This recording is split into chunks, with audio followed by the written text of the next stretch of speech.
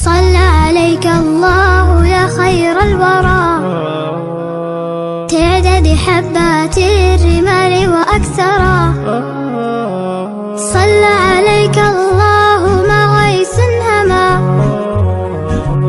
فوق السهول وبالجبال وبالقرى يا خير مبعوث بخير رسالة.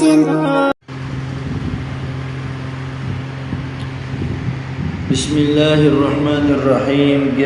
گرانو مسلمانانو ورونو، نن د عاشورا مبارکه ورځ ده، هغه ورځ چې الله جل جلاله ورته ځانګړی فضیلت ورکړی دی.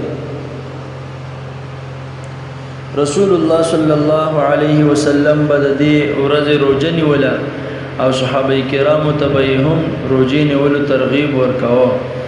عاشورا مونږ ته یوازې د تاریخ یوه پیښه نه را په زړه کوي، بلکې د ایمان، صبر، شکر، تقوا او د حق د لارې د ټینګ پاتې کېدو درس هم را کوي. په همدې ورځ الله جل جلاله حضرت موسی علیه السلام او بني اسرائیل د فرعون له ظلم څخه خلاص کړل، او نو رسول الله صلی الله علیه وسلم وفرمایل چې موږ د موسی علیه السلام سره د مینې او پیروۍ ډیر حق لرو او د عاشورا روژه یې ونیوله. همدارنګې د کربلا پیښه د اسلامي تاریخ یوه غمجنه او عبرتناکه پیښه ده.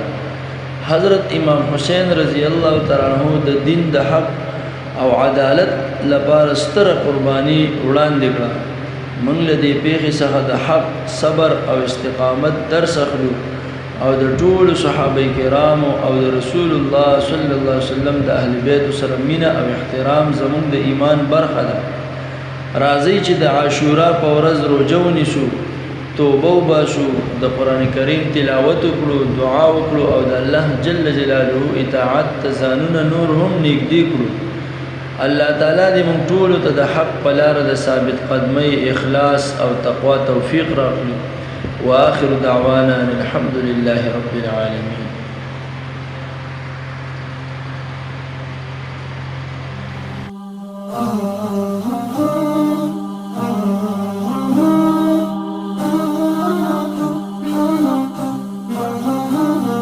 يا نور حياة جملها أطفيت الحسن تجسده فأهيم بفكر محتشد يجتاح القلب ويجهده.